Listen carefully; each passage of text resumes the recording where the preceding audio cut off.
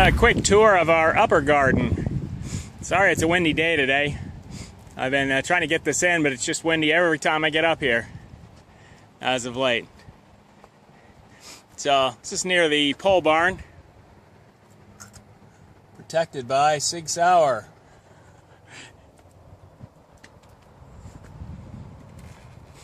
This is a work in progress.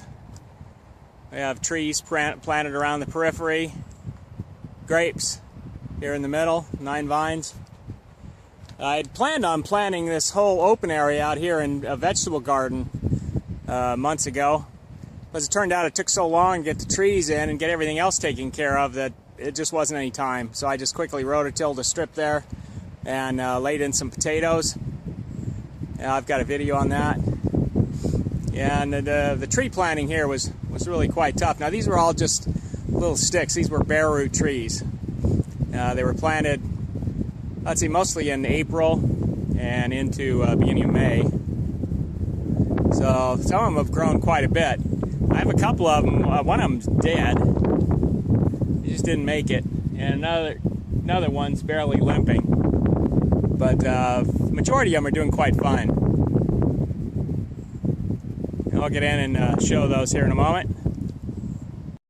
Just proceed to go ahead and wander through the trees here. This first group on the left, we've got a turkey fig, and on the right it's a violet Bordeaux fig. Now you notice each one of these boxes I've planted strawberries underneath them with a lot of straw, and it's got a lot of compost and such in there. But these planter boxes, I actually dug out. There's a video. I've got a video on that. Haven't put it up yet.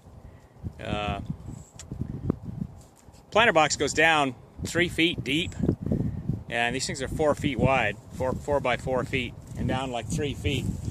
Mostly the same dirt, but you put various amendments and such. And you can see that in that video. Now here we've got plums.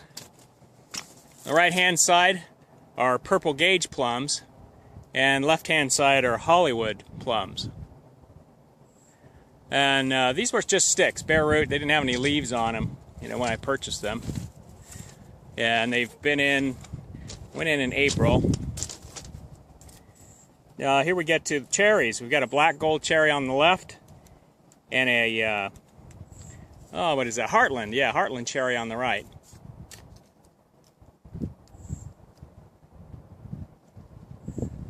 Really pretty.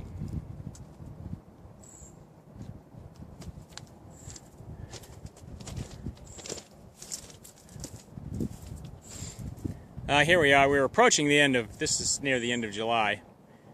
Now here we get into the section of apples. These are both Honeycrisp apples from 2 different vendors. Obviously the one on the left seems to be doing quite a bit better than the one on the right. It hasn't gained its stride perhaps yet. Another set of apples.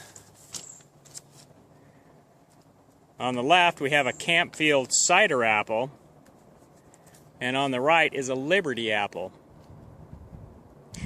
Well, I should have mentioned too, I decided to plant these, do the tandem planting.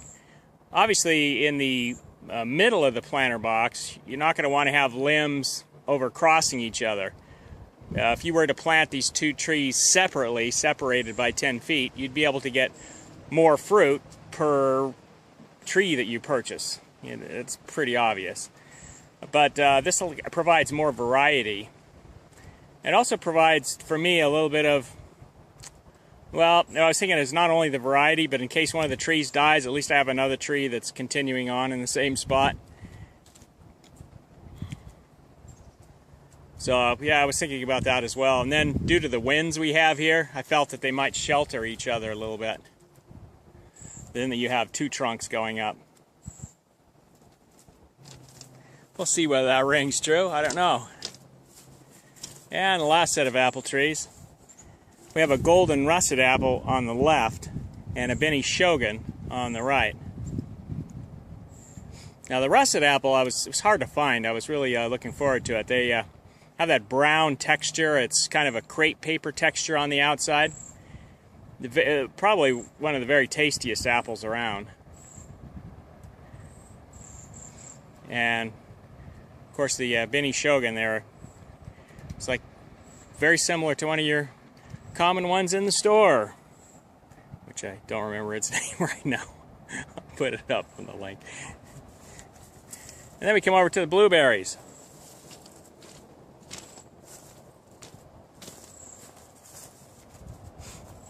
I only have 4 blueberries planted along here. I'm not real impressed with how they're doing. I don't know why that's such problems. Now this is an Olympia blueberry, highly rated. Move to the next locale here, and we've got a Jersey blueberry.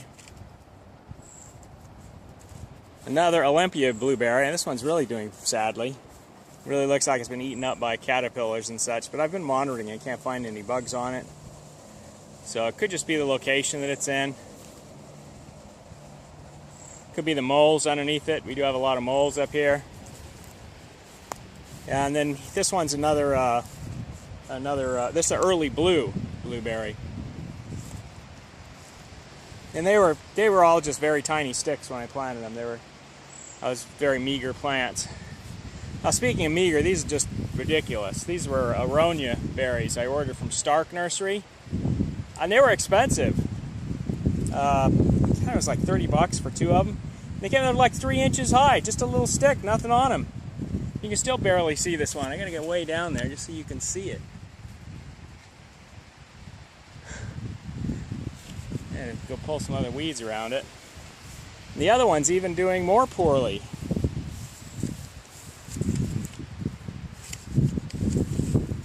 What is going on here?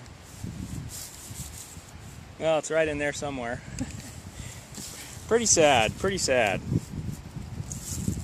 Now here's the potatoes I planted. They're really doing very well. Just to get an idea, I'm going to get a perspective.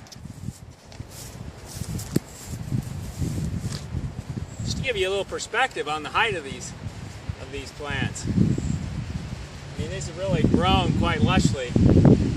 I did put some straw down underneath. I planted the potatoes, covered them up with some mulch and dirt, and then put a layer of straw and then covered that over with dirt over the top. So the idea is the straw is to hold the moisture, not right on the potatoes, but in a layer up above it so that there's always some moisture there. So yeah, they're doing quite well. I do have to come in here and always dig out any weeds that are encroaching. As they grew up, they got up to a certain point, then I pulled the dirt into the middle. I had initially planted them in a trough. Then after they grew up, got up to a reasonable size, then I pulled the dirt in around the bases of them. That allows you to get more potatoes out of them. Ooh, that's a bug. Don't see many bugs out here, but I'll continue on with our quick tour.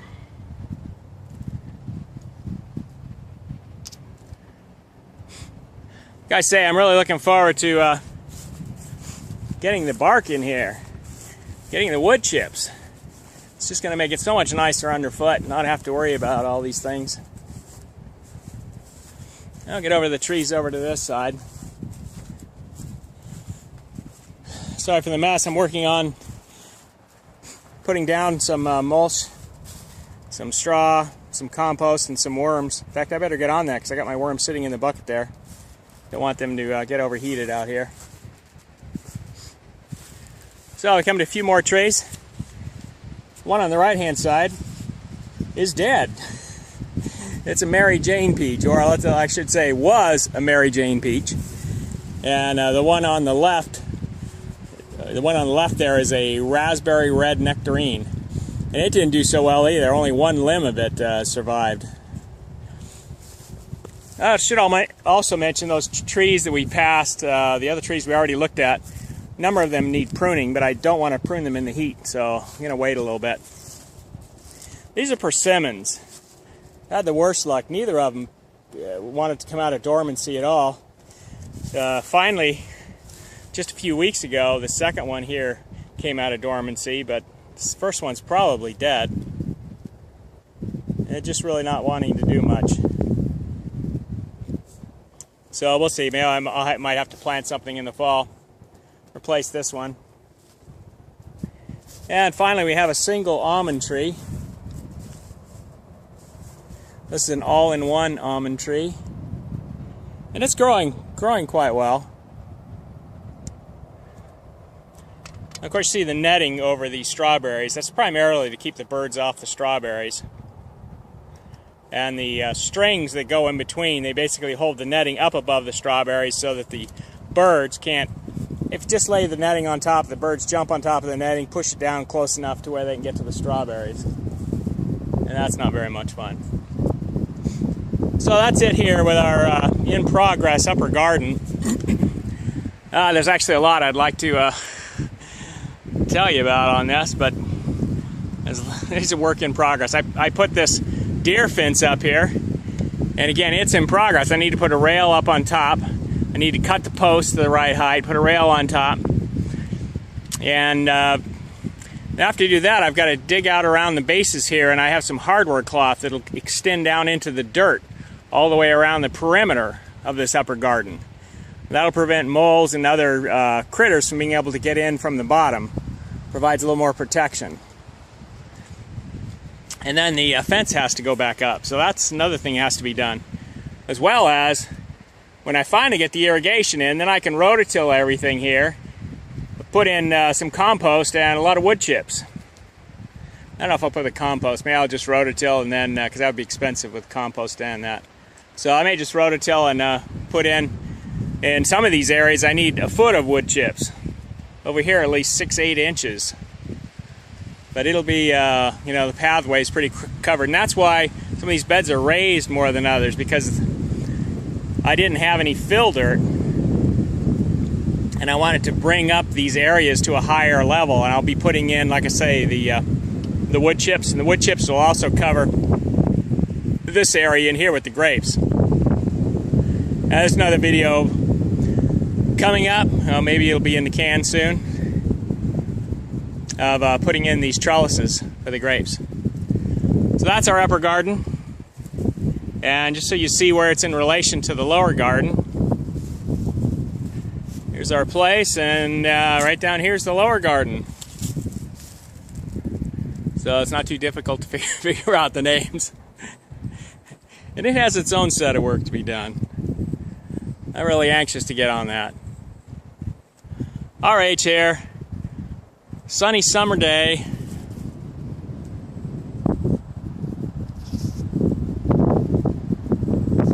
Saying hasta la projecto.